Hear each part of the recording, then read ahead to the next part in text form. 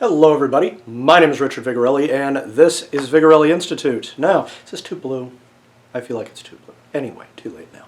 So, I did a couple of videos a little while ago, very ancient stories. That was taken from a part of the old Egyptian religion, well, Kemet I should say, called the Aeneid.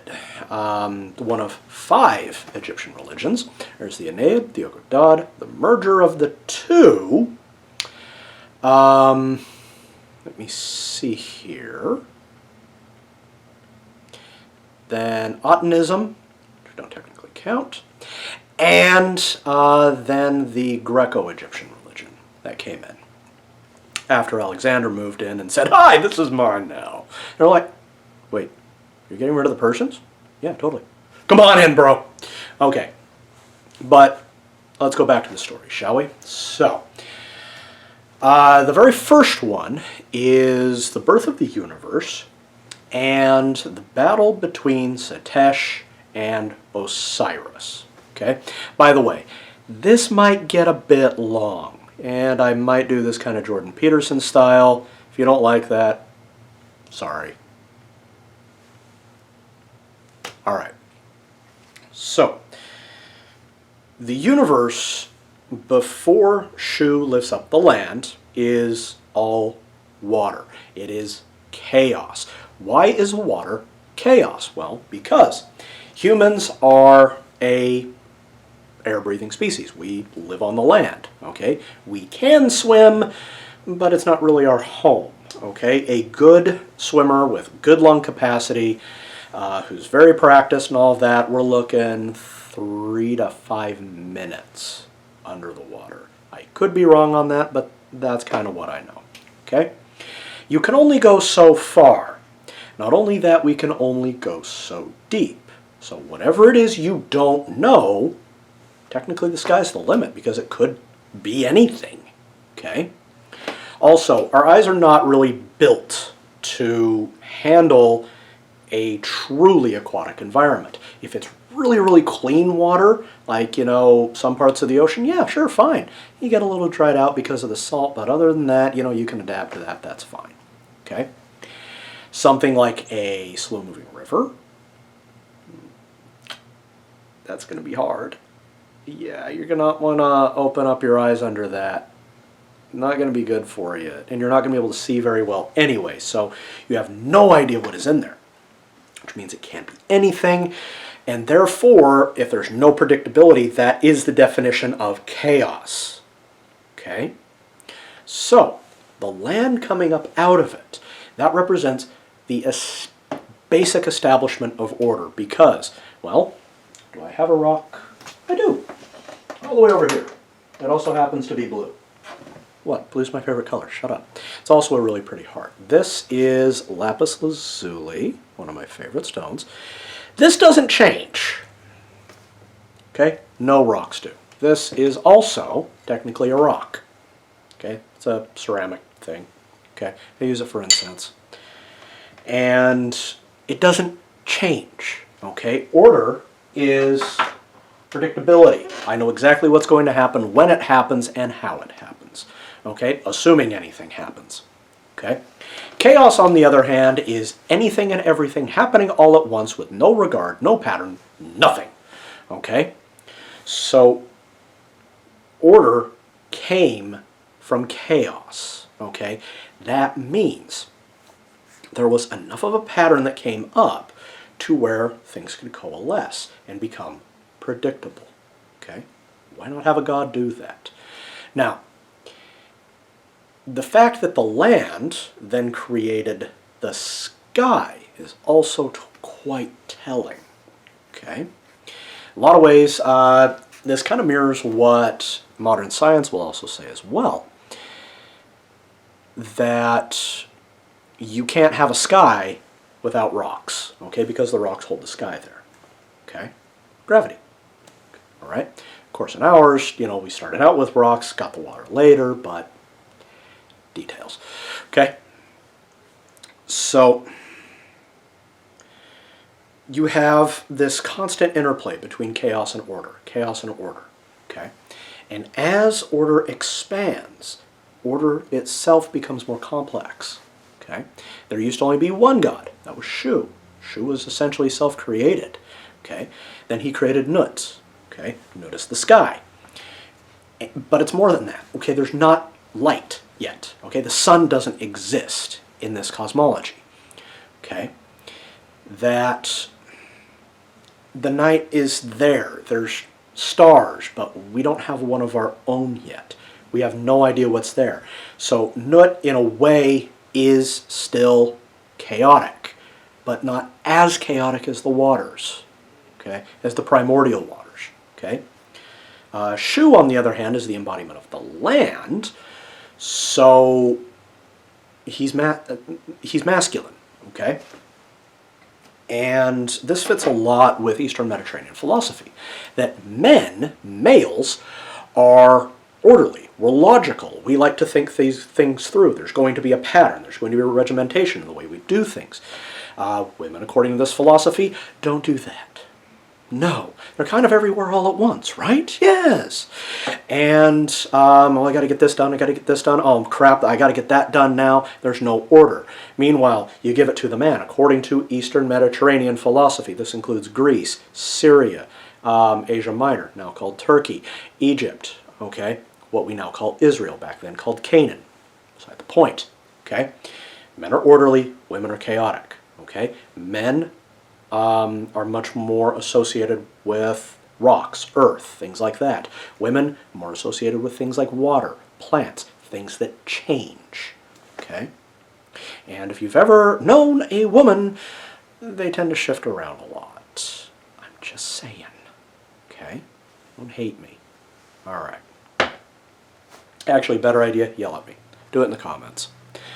So, because the sky touches the land, Shu and Nut mate. Okay, they produce 4 other gods. They produce the god of the river and civilization. They produce god of war and deserts. They produce the goddess of home, and they also produce another goddess of protection. Okay. Now, the 2 female goddesses, female goddesses, that's redundant. Okay, now the 2 goddesses, Isis, otherwise known as Iset, and Nephthys, Niparat, I believe is her original name in Kemetic, but I forget. Anyway, okay. Isis is about home. She's about marriage. She is about creating a nice place to live and making sure everybody is well taken care of. Okay? Whereas Nephthys is about protecting things. Now, both of these women are often represented by birds. Okay? There's a reason for that. Isis is usually represented by a kite. It's a type of falcon. Okay, or a type of hawk. And these birds are very, very family-oriented. They tend to mate for life, and they also tend to produce hatchlings, that is, babies, in the exact same nest, in the exact same spot, until they die. Okay? Now, Nephthys is usually depicted as a vulture. Okay? Now, here's why. Usually when a raptor, that is vultures, eagles, hawks, falcons, owls, etc., okay, when they've got to kill, they spread their wings over it. This is mine. This is mine. You can't touch it. Okay? And Nephthys, whenever she's protecting somebody, she extends her wings around whatever it is she's protecting. Could be a person, could be a town, could be a building. We don't know. It just depends. Okay? So her depictions always have her wings open and reaching around. The way you tell the difference is what's sitting on her head. Okay? If it's kind of a 2-pillar looking thing, that is Nephthys. If it is horns or a throne, that's Isis. Okay? So, both goddesses are about creating something nice. Okay? That's a very, very feminine trait. Okay? Men build, but we build on grand scales. We don't build on micro scales. Women, on the other hand, build on micro. Okay? Again, Eastern Mediterranean philosophy. Okay? Now, the two gods, excuse me, I missed one. I missed Geb. Okay. But we'll get to him in a moment. Okay? So, Osiris and Set, or Setesh, or Seth, depending on which book you're reading. For some reason, I never liked the name Seth. Weird. Anyway, Osiris is about life. Okay? He is the Nile itself. He is the inundation of the Nile. He is civilization that springs up around the Nile. He is agriculture. He is everything that you associate with people. Okay? The good parts, by the way. Okay? So, Osiris is very comfortable. Okay? Because when your belly's full, when you got plenty of it, when you're plenty entertained, you don't need to worry about making rent, making money, anything like that. Everything is very, very predictable. Life is good. You're happy. Okay? You don't want to do a whole lot. Okay? And that's where Osiris runs into his trouble. Okay? Now, Setesh, on the other hand, I call him Setesh because it's a little bit closer to the original translation. Okay? He is depicted as an animal that we have no reference for. Okay? He's kind of an amalgamation. That makes him more chaotic. Okay? He is warfare, but he's also the inherent chaos of war. I don't know if you've ever been in a fight. Half the time, you can't tell who the actual bad guy is, and you can't tell who the good guy is. And if you are completely consumed with must, kill, rawr, then you run the risk of killing your buddy. Okay? That's Setesh. Okay? Now, he's also god of deserts, god of foreigners, god of plagues, bad things. Okay? The reason for this is you have no idea what you're going to find out in the desert. Okay? You may come across a scorpion, and it decides it wants to eat you, even though you're several hundred times its size. You might be out hiking around, and hey, look, raiders.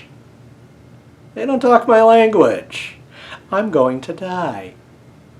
Okay? That's Setesh. That's why he represents that. Not only this.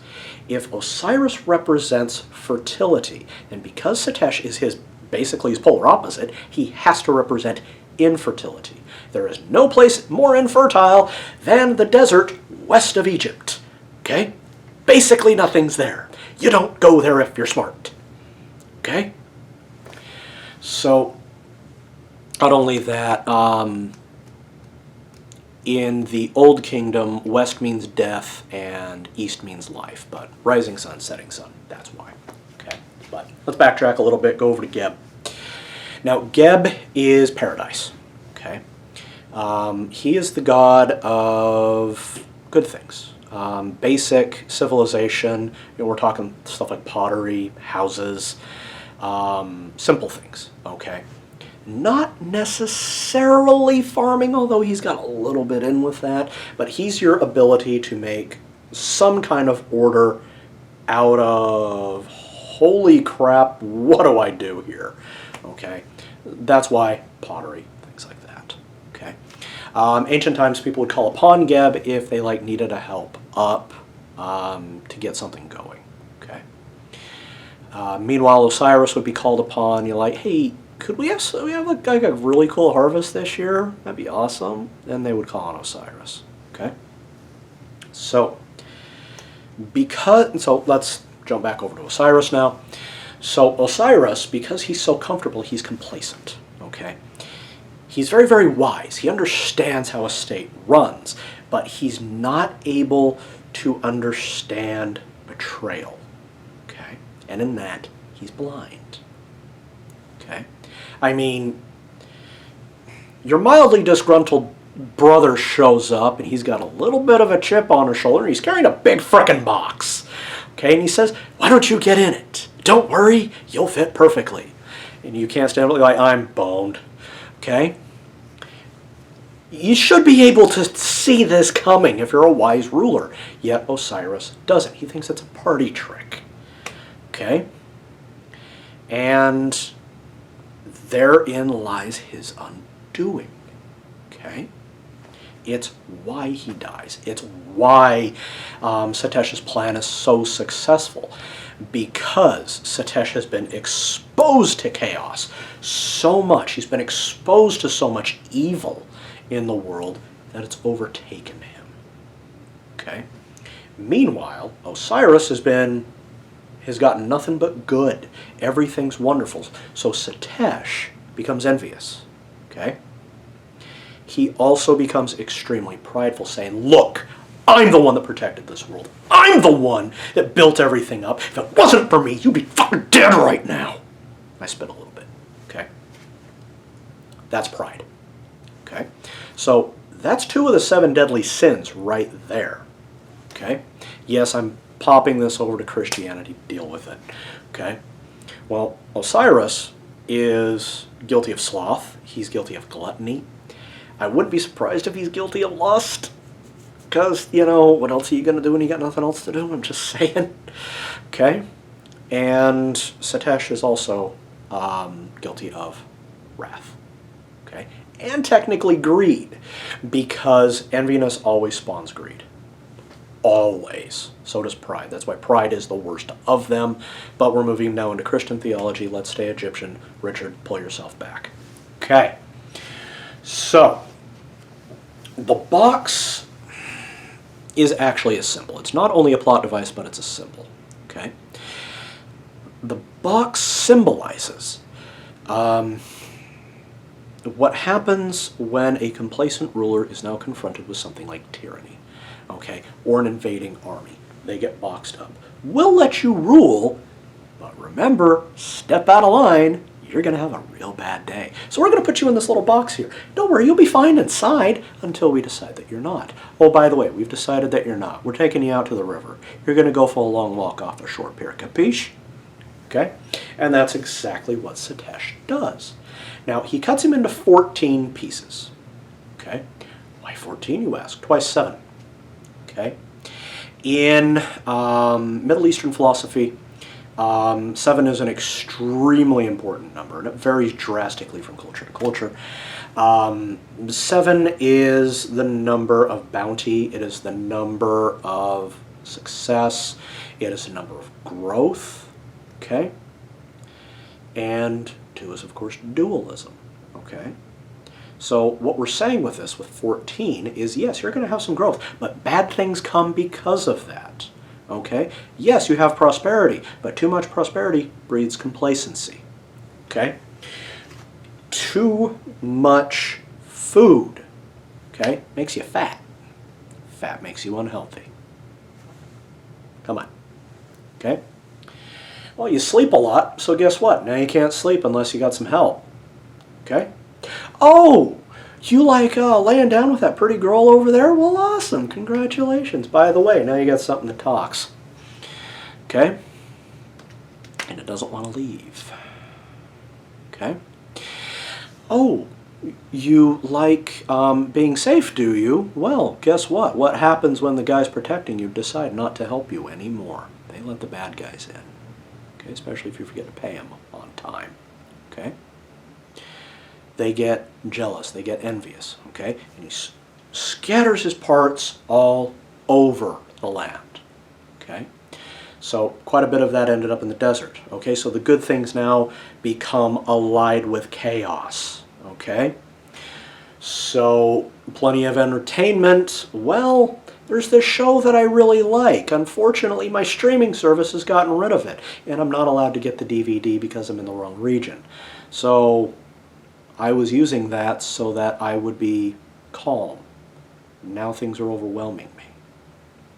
See what I'm saying? Okay. Now, the river is, of course, life-giving, okay? But life isn't kind, okay? That's why there's things like crocodiles in the Nile. That's why there's things like river carp that eat Osiris's member. Okay? And his member, think about it. Okay? Okay? Just because it's alive doesn't mean it's your friend. Okay? Just because it's cute and cuddly doesn't mean it ain't going to try and eat you. Okay? So, the reason why Isis is able to gather up all parts except for his man bits is because Osiris is no longer fertile. He has been destroyed. Civilization has ripped open. All of the other gods are now bowing to this foreign enemy because they don't want to die too. They need to keep the world functioning. So they're making the best out of a bad situation, which is what a lot of conquered people do. Okay? Especially when they're dealing with an occupying force. Okay? Meanwhile, their original king is dead and gone. Okay? But we might be able to resurrect him in memory. Okay? So that's why she fashions something new for him, sticks it on, and then creates the next generation to bring about change. Okay? Now the reason why, and I didn't go into this, that she changes into a kite, one, I forgot, and two, it really didn't seem relevant to kind of the feel of the story that I was going for. But that is important because it gives her son Horus a nature. Okay? Now, the falcon in Middle Eastern philosophy is extremely cool. Okay? It's a cute little bird. Most of them are about yay big. Okay? And they're very light, and they're very smart, and they'll attack just about anything you tell them to. Okay? You can train them. They'll be your best friend, and they're freaking dangerous. Okay? You know, especially if you're a ferret. Okay? Well, falconry is also a discipline reserved for royalty and nobility. Okay? And I don't know if you've ever been around a raptor like a falcon or a hawk or an eagle or something like that. You look in those eyes, you know they can see you, they know exactly where you are. The question is whether or not they care. If they don't care, you can do just about anything they want and anything you want until it decides that it cares, in which case you're dead now. Okay? So Horus, he is the Lord of the sky. He's the Lord of the air. Where do you find air? Everywhere. Okay? So he is the illuminated sky. He is understanding. He says, I know exactly what Satesh is about. He's not a good dude. Time to get rid of him. Okay? I just got to figure out how. I need to strengthen myself. Okay? So because Horus is technically everywhere, he sees all things. That's the all-seeing eye thing you got going on. Okay? And I'll explain the symbolism of the eyes in a minute. Okay? Maybe 5. We'll see. Okay? So Horus is able to rise above everything and get a perfect view of all variables. He knows exactly what's going to happen, how it's going to happen. That makes him an amazing strategist because he can predict anything and everything. Okay? So as he ages, he grows in strength. He gets better and better at things. But he needs someone to explain. Okay? Just because I can see that this is a leaf, I may not understand that it's actually a rock. Okay? It looks like a leaf to me. That doesn't make any sense. Why is it burned on the tip, Uncle? Get your mind out of the gutter. Okay? So, Horus with it, so he needs to have a teacher. That's where Thoth comes in. Okay? Thoth is the ibis. You may see that behind me here, right there. He's also the god of writing and language. Okay? I'm a writer. I may want to. There we are. Okay? And he teaches Horus how to be a good man. See, just because you can see things doesn't mean you're good. Okay? Horus could have grown up and been worse than Satesh. Could have been more evil. Okay? And then what do we have? Okay? But instead, he teaches him good morality. He teaches him how to be a good king, how to take care of people, how to fend off evil, because we can't keep Satesh. Okay? Once we beat him, take back the throne, he's not going to go back to guarding the border. Okay? This guy needs to go to jail and or maybe the underworld. Okay? Because he cannot be trusted now. He has seen too much, so now we need another protector. Someone a little bit closer to home. Okay? Someone that can go out into the evil and come back and remain good. Okay? That's where Horus comes in. That is why he is taught the best of both worlds. Okay? It's how you get a good king. All right? Now, so Horus begins to grow up. Satesh is trying to get rid of him because Horus represents a new order. He represents the recreation of order. Chaos doesn't like that. Okay? Chaos hates having its nature pointed out. That's why it attacks. Every single time it says, well, blah, blah, blah, blah, blah, blah. Well, you're doing it too. I am not. How dare you? Sound familiar? Good. Okay? So, with this, the first battle that they get into is one of wits. Okay? See, Satesh takes Horus down to the river and he molests him. Okay? What he's trying to do is corrupt the kid, make him angry, make him mean. And he knows that if he can subvert nature, okay, by making him do an act that is against his nature, it all comes well. Okay? Then Horus will be tainted, and even if Satesh loses, everybody else is still screwed, chaos still reigns, ta-da. Okay? Well, Horus is smart. He's able to see exactly what's happening. He plans for it and snaps it around. Okay? That's what good order does. Okay? He bends with the chaos, but doesn't merge with the chaos. Okay? And then he humiliates Satesh. Everything's good.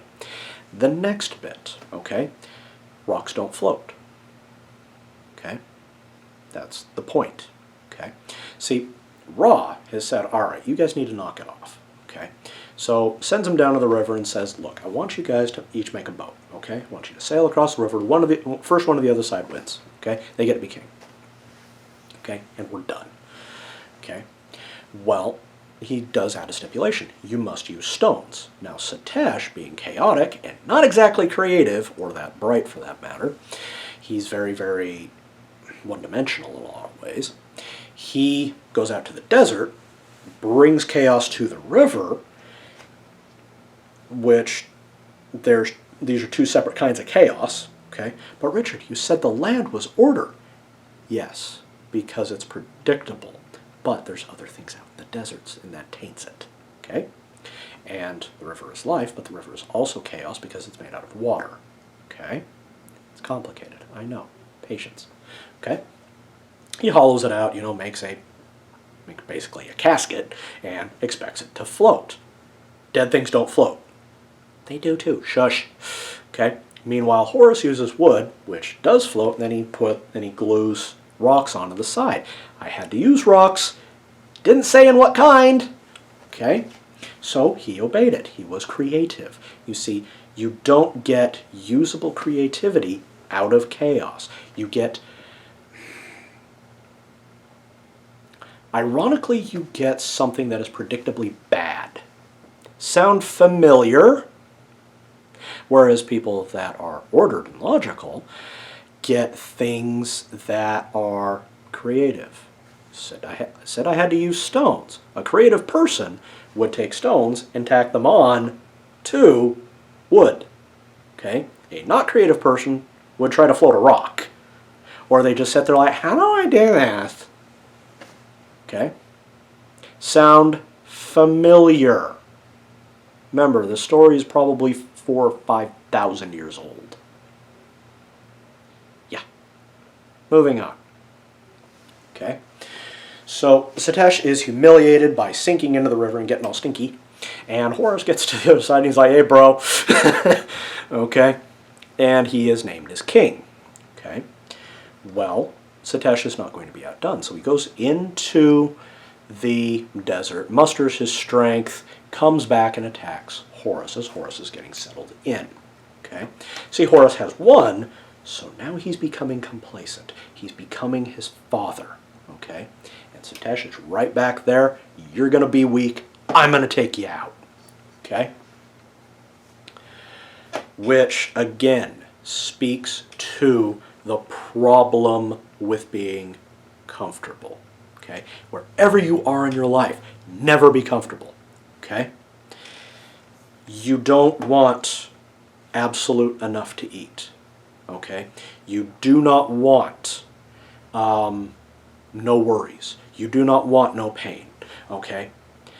You don't want no suffering. Okay? Because these things actually make us stronger. It makes us capable of seeing other worse problems from happening.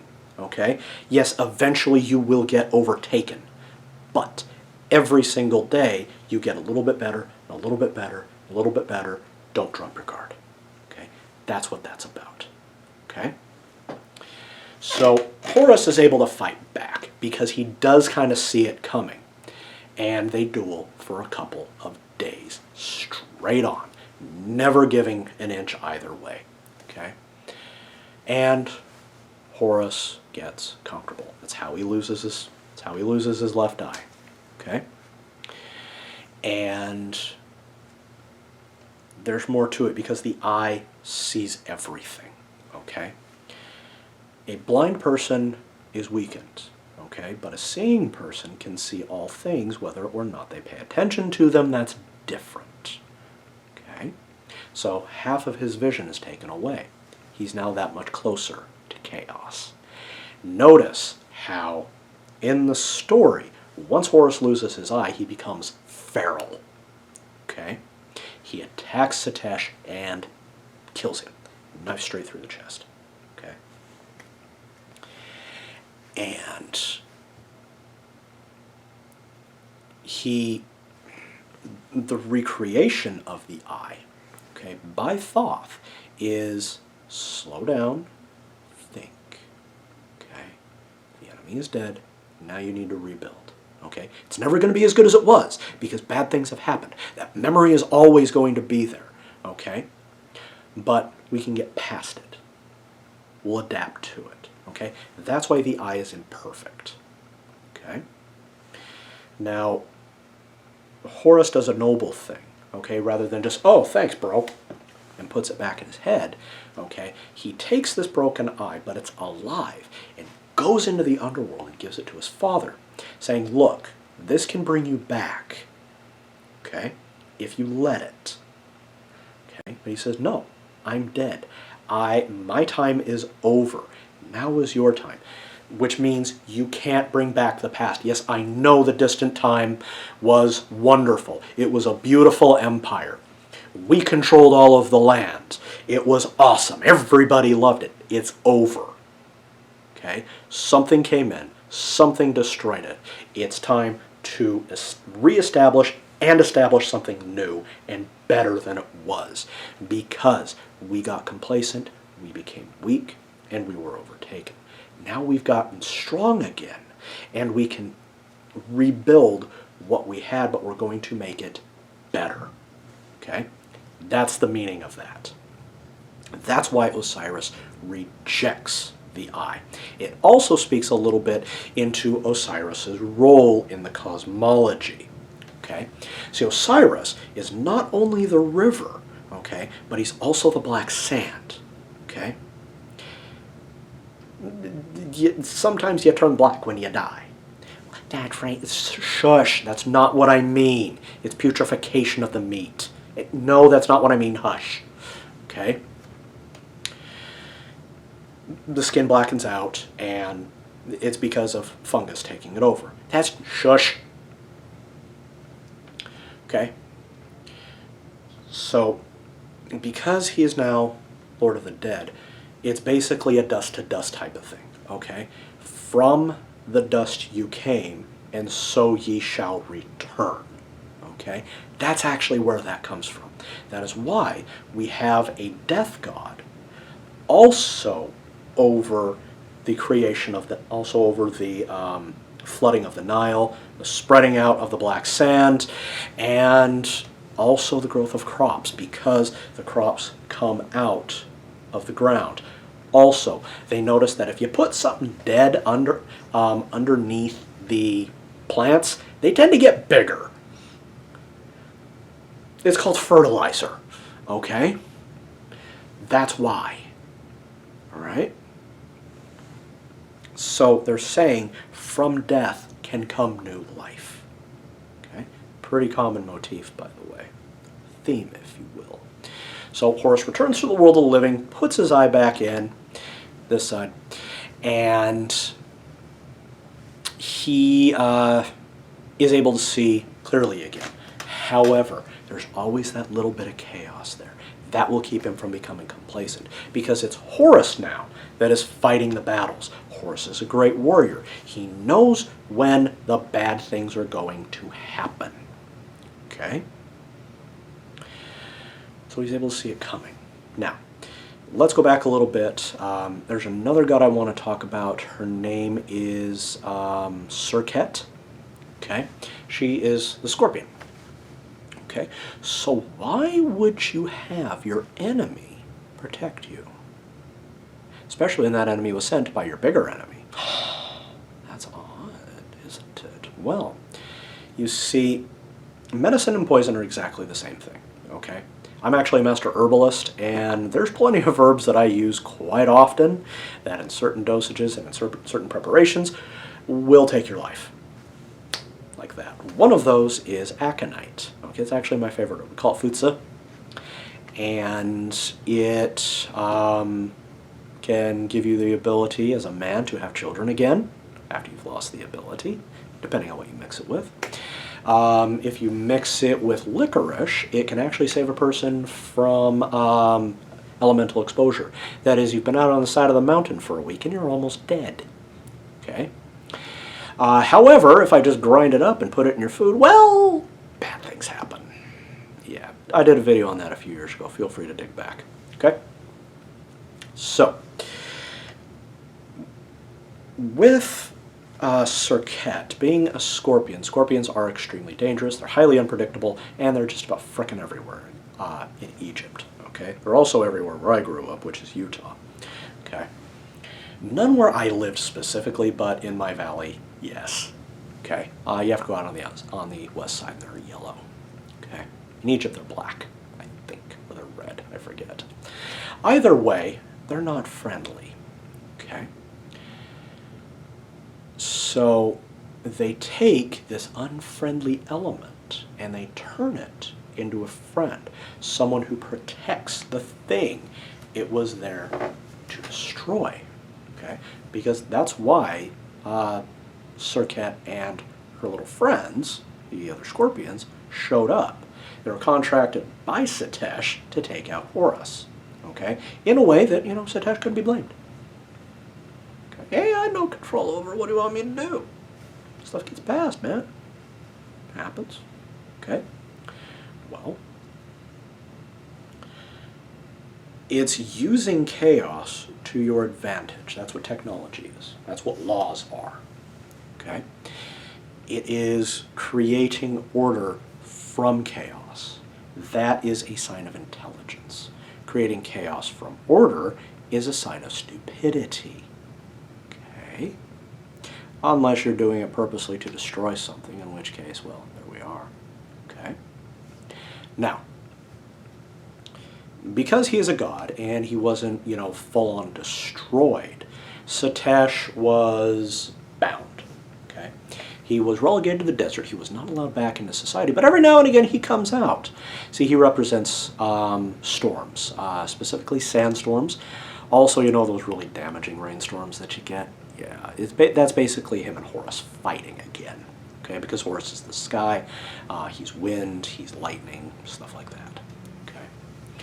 And Satesh is storms, okay? So when they get together, oh boy, yeah, okay? He's also foreign elements. He's trying to usurp society again. Bring in something that is, as far as you're concerned, a follower of this religion, bad. Okay? So, he is, however, bound to Ra's barge in the middle of the night. Okay? See, when Lord Ra, when the sun sets in the west, it goes through the underworld and then comes out on the other side. Okay? A place called Duat. And there he faces Apophis, okay, at the end. There's a lot more to it than that. It's kind of involved. But Ra always has help, and Satesh helps him at the end to slay Apophis, okay? Why is this important? Okay, why use a chaos god to kill a chaos demon? Because the Chaos God is at least rational enough to be able to follow orders, even if he doesn't like them. Whereas the Chaos Demon doesn't care. It wants it gone. That way it can reassert the darkness and non-creation that existed before Shu ever lifted up the land. Okay? Now, I could talk for hours on this, and according to my recording, I'm about 41 minutes in. Yeah, it's been a minute, so I think we'll go ahead and end it right there. I think I explained that enough. If you want me to go into more detail on this, please, please, please put in a comment, okay? Also, like, share, subscribe. That would be lovely of you. And by the way, I am doing live streams now. At the time of recording, my very first one will be tomorrow. By the time this gets out, that might actually be number 2, but anyhow, whatever. Okay? I'll be doing that. Also, if you like what I do, want to support me, please visit my websites, vigintmed.com. You can go ahead and connect with me there, and I'm happy to do like an astrology reading for you. I do Chinese astrology still. And if you want stuff like merchandise, you can go to vigorelli.com. You can get a nifty little flag like this. This is the Republic of Corsica. Corsica's not a republic, it's part of France. Different universe, my son.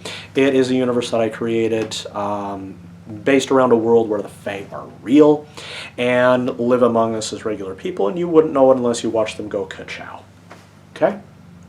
I've got one novel out, it's called The Hidden Race, 2 lore books, and my second novel is in beta right now as I record this. In fact, this Saturday, I got to do some work on that, so there we are.